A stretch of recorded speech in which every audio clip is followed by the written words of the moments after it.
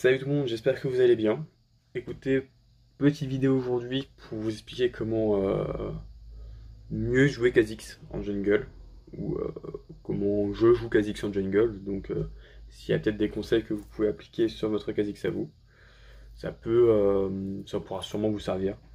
Il y a quelques petits moves, je pense, qui sont pas automatiques chez certains jungles, qui coûtent des fois des games. Donc j'ai du coup une compilation de plusieurs games que j'ai fait, dont deux que j'ai gagné et une que j'ai perdu parce que j'ai perdu parce que j'ai fait un mauvais move à la toute fin, mais sinon tout le reste de la partie j'ai été quasiment irréprochable. Donc bon, ça m'a un petit peu bon, c'est dommage. Mais c'est comme ça, on peut pas toujours tout gagner.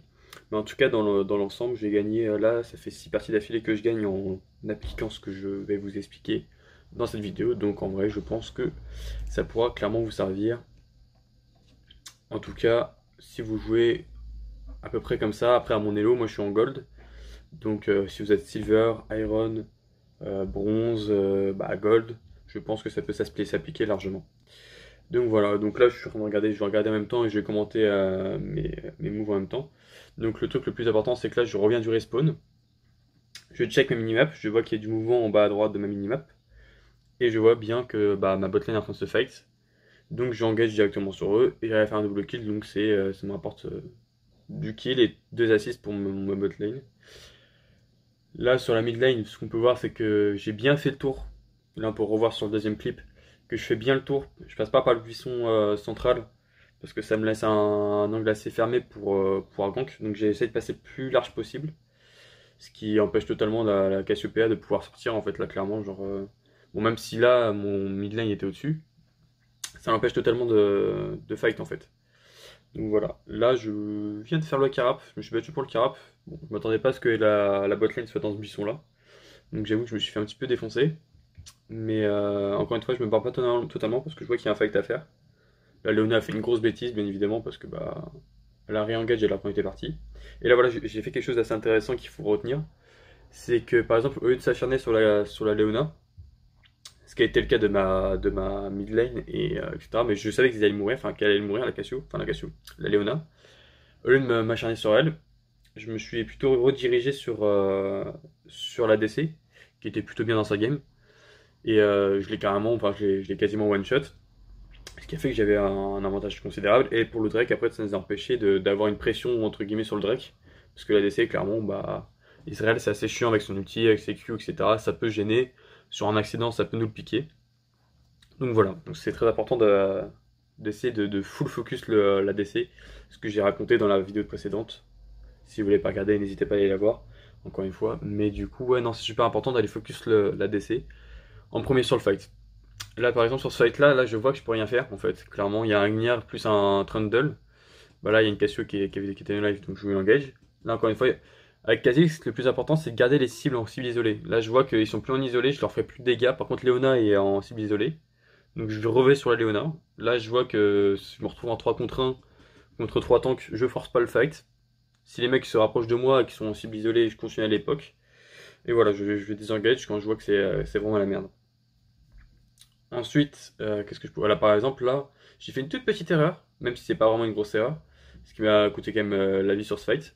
C'est que j'ai mis un QA sur le Trundle avant de partir sur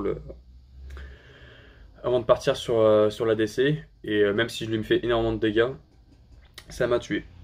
Donc voilà. Là aussi, ce qu'on a pu voir, ce qui peut être plutôt intéressant, c'est sur le fight avec la Cassio. J'ai réussi à esquiver l'ulti et retirer de la flag pour pouvoir mettre mon Q. Ça aussi c'est un réflexe qu'on n'a pas forcément quand on est en position de force. On veut rester plutôt en contact en position de force clairement sur le mid lane. Et là clairement j'ai surculé pour pouvoir lui faire plus de dégâts. Donc c'est encore un point positif. Sur ce move là on peut encore voir que j'ai essayé de focus le DC, malheureusement il a pu fuir. Donc après ça m'empêche pas de reculer. Là j'ai reculé, j'ai bien temporisé le stun de Gnar et au final on arrive à faire un fight à peu près ok. Même si là j'ai failli me suicider, clairement je suis retombé sur 3 mecs. Bon ça se passe bien donc tant mieux. Là sur ce fight là, bon bah ça se passe plutôt bien, je laisse les kills à la DC, etc. Bon après la guérilla partie suicidée, donc ça je peux clairement rien faire, je pourrais pas l'aider. Là avec le Thresh était très bon sur cette game clairement, donc j'ai vraiment pas à me plaindre vis-à-vis de ça. Il était vraiment bon. Là on a essayé de tendre un tap à Israël, mais il a contourné totalement le fight. Ça nous a pas empêché d'aller le tuer. Mais encore une fois je rentre dans la flaque de Cassio. Là j'ai clairement de la chance parce que son ulti je voulais pas l'esquiver à la base. Mais ça l'a esquivé et je m'en sors avec 2 points de vie. Donc clairement je suis chanceux. Mon équipe était derrière moi donc en vrai même si je mourais c'était clairement worse. Donc voilà. Et là on enchaîne sur la deuxième game, justement c'est celle-ci que je perds. Pourtant voilà vous allez voir que durant toute la game je fais quand même pas mal de taf. Voilà. Bon.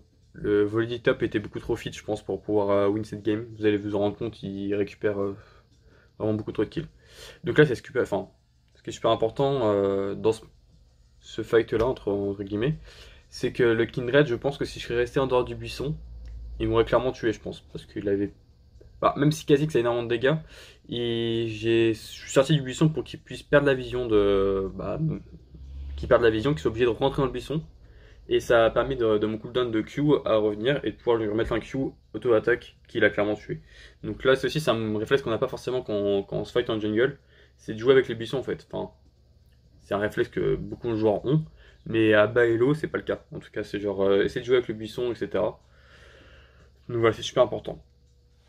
Là, là, j'ai juste regardé la minimap, hein. J'ai vu que la Lux était dans ce buisson-là en regardant la mid lane et j'avais posé une ward au niveau du tribush, enfin voilà, au niveau du tribush. Donc là, j'ai vu clairement que comment merde, la Lux allait arriver sur moi. Finalement, elle est pas arrivée, donc je savais qu'elle était que dans le buisson parce qu'il avait le twist fail qui était derrière. Donc là, clairement, je vois pas comment ça peut se passer autrement. Là, j'avoue, j'ai pris le kill à notre ADC. J'aurais peut-être pas dû. Enfin, prendre le kill. Je sais pas s'il était en position de le prendre, mais bref. J'aurais peut-être dû essayer de le laisser. Mais je voyais pas comment je pouvais faire autrement. Là, ce fight là, il va être corsé parce que je vais devoir engage en 2 contre. Enfin, en 3 contre 5. Donc là, je one-shot une des personnes la plus squishy d'en face. Donc c'est la Lux. Et malheureusement, je meurs parce que j'avais pas les points de vie, même j'étais tout seul, hein, j'avais pas le follow-up de mon équipe. Donc malheureusement, c'était un peu compliqué. Après, ils sont arrivés un peu en retard, mais ça passe quand même. Là, elle est bien parce que il a son ulti autour d'elle, même si dans ce fight là on le voit pas, mais quand il va mourir. Là, pareil, dans ce fight là, je meurs, mais je fais un move entre guillemets clairement, enfin, genre, c'est plus que Wars, hein. Je one-shot les deux AD carry d'en face, le Kindred et le Jhin. Mais même malgré ça, malgré un 2 pour 1 qui est quand même worse, mon équipe n'arrive pas à win le fight et au final ils meurent tous en fait, sur ce fight là. Donc c'est un peu compliqué. Là, qu'est-ce qui se passe? Ok, voilà, je vois que ok, ouais, le set en train de déward. Je sais qu'en un contre un pur, je peux le battre, mais je préfère attendre un petit peu pour être sûr de pouvoir le tuer avec la Yumi. Ce qui m'oblige à flash parce qu'elle a mis un ulti un petit peu bizarre, donc ça m'oblige à flash. Là, je savais qu'il y avait la Lux qui était dans le coin, donc j'ai été à la traquer clairement et je l'ai tué. Donc là, malheureusement, on n'a aucun objectif à faire parce que le Nash a été fait. Donc bon, c'est un peu triste, mais du coup, ça ne nous donne aucun objectif d'avoir pris ces 2 kills. Là, encore une fois, je vois une cible isolée. Enfin, voilà, avec Kha'Zix, le plus important, c'est chercher les cibles isolées et aller les tuer clairement parce qu'en 1 contre 1, en étant pas trop mal dans la game, voilà, je suis en 12-6. Donc je suis clairement très bien, hein. Je suis même le mieux de ma game. Oui, je pense que je suis le mec le mieux de ma game. Avant ce fight, en tout cas. Là, pareil, je fais une erreur. Je fais pas vraiment une erreur, malheureusement, j'ai pas de chance parce que le 7 me chope dans son Q. Et là, je prends Ignite plus. Je prends des dégâts. Donc, bref, là, je meurs sur ce fight là. Mais en tout cas, on gagne un gros fight. Malheureusement, vu qu'ils avaient pété un inhib juste avant sur le fight, ça n'a pas permis de gagner la game, et au final ils ont gagné parce qu'on a fait un fight où la Yumi a voulu déward un bush et on a tous perdu. Donc voilà. Là aussi, ce qui est super rare d'ailleurs, c'est que le top lane en face a essayé de me deny le carap, enfin m'empêcher de le faire en tout cas. Parce qu'il a clairement coûté la vie, même si le fiddlestick avec moi n'était pas serein clairement sur le fight. Mais ça m'a permis de récupérer une assist et au final de récupérer un kill. Pareil, là quand je vois qu'il y a une lane sensible entre guillemets, je j'appuie dessus en fait. Genre là, le mort de Kaiser, il est au fond de sa game. Même contre un fiddlestick, même si c'est clairement pas courant d'avoir un fiddlestick au top. Il se fait clairement rouler dessus, enfin, par mes deux ganks, je pense, mais voilà, c'est quelque chose qui met plutôt bien dans la game. Cette game-là, on la gagne. Encore une fois, voilà, vous voyez que j'insiste, comme la game d'avant sur la Lux, comme la game d'avant sur la Cassiopeia, j'insiste sur la lane qui est la plus faible, entre guillemets, pour mettre le mieux possible mon top lane, mon mid lane. Là, par exemple, j'ai essayé de lui laisser le kill. Bon, malheureusement, le feed avait pas les dégâts, donc j'étais obligé de le reprendre. Mais insister sur une lane qui gagne, ça sert à rien d'aller gank toutes les lanes. Enfin, ça sert à rien. À part si toutes les lanes, enfin, toutes vos lanes sont gagnantes, euh, ça sert à rien de gank toutes les lanes. Parce que clairement, vous n'allez pas réussir à carry toutes les lanes. Vous vaut mieux focus sur une ou deux lanes. Là, ce que je faisais, hein, j'étais beaucoup le top et un peu le mid. Et clairement, bah, ça a permis de mettre bien, en tout cas, les deux lanes. De temps en temps, bien sûr, quand je vois que... voilà. Bon, là, je sais plus pour comment je me suis... je savais qu'il était là. Parce que j'avais fait... Je crois qu'il avait counter jungle juste avant. Bah là, on voit pas tout sur les cuts. Mais je l'avais counter en jungle juste avant. Et j'avais posé une ward, il me semble, dans sa jungle. Et je le voyais pas depuis très longtemps. Donc je savais forcément qu'il était dans ma jungle. Donc j'étais prêt à me fight. Donc là, réflexe R, R, A, auto-attaque. Et R, A, auto-attaque. Ça l'a tué. Enfin bref. Voilà, je suis pas en train de vous expliquer comment combo avec Kha'Zix, hein, parce que ça, je pense que vous savez comment ça fonctionne. Là, pareil, sur ce move-là, ce qui est assez intéressant, c'est que bon, malheureusement, j'ai pas pu la one-shot, mais je savais que si je suivais Kha'Zix, j'allais sûrement le tuer. Enfin, Kha'Zix, si je suivais le Rengar, j'allais sûrement le tuer. Mais la Tristana s'en serait sortie, alors que là, je me suis retourné sur la Tristana, je l'ai one-shot, enfin, one-shot. Il me restait 100 points de vie, ce qui a permis au Vel'Koz de le tuer. Et après, je suis retourné sur le Rengar parce que le Rengar était un petit peu bon. Il était un peu spécial sur cette game. Enfin, je pense pas que ce soit. Il est pas l'habitude, je pense, d'être en dessous du jungle d'en face, donc il jouait trop agressif pour sa position. Donc clairement, j'ai pu le tuer plein de fois. Donc encore une fois, là, voilà, le seul problème de cette game, c'était la Katarina. La Katarina était vraiment bien dans sa game. Donc, ce qui m'empêche de fight, par exemple là, il y aurait eu la Tristana qui serait pas venue, ça m'aurait permis de continuer à fight. Mais là, malheureusement, c'était pas le cas.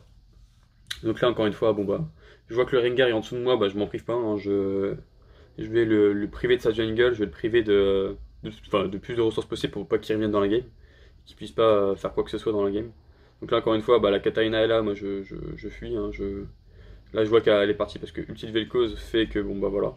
Et en plus, il y a follow up de la bot lane, donc ça nous met ultra bien. Ce move là, je sais plus trop ce qui se passe. Si là, c'est un gros fight. Là, ça va être une sorte de 5v5 qui va se passer. Mais qui a plutôt mal se passer parce que la Kai'Sa sur engage, j'ai essayé de tuer la Leona, ce qui est clairement pas le meilleur moment. Enfin, c'est pas la meilleure idée du monde. Focus le support encore une fois, c'est la pire idée. Là, je vois que le top lane est pas bien, je le sais. Il peut pas me one shot. Moi, par contre, je peux le one shot. Là, je sais que le Pike il est là, donc voilà. Et là, bon, après, ils viennent à la chaîne. Je laisse les kills à mon équipe. Et voilà, c'est parfait. Ça nous permet de faire le Drake et ensuite finir la game. Enfin, faire Drake, Nash et finir la game.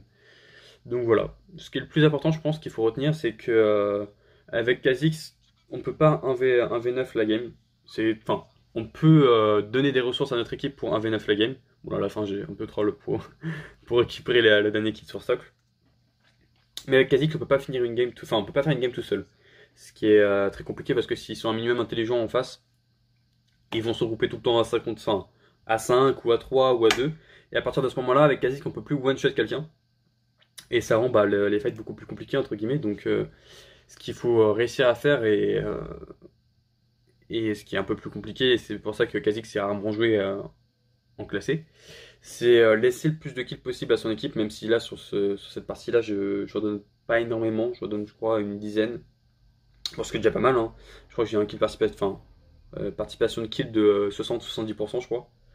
Donc, c'est quand même bien. Mais ce qu'il faut essayer de faire, c'est prendre des kills, se mettre bien dans la game. Donc là, ce que j'ai fait en tuant le Rengar à répétition dans la jungle. Mais par contre, quand je gank les lanes, essayer le plus possible de laisser les kills à ma bot lane, ma top lane ou ma mid lane.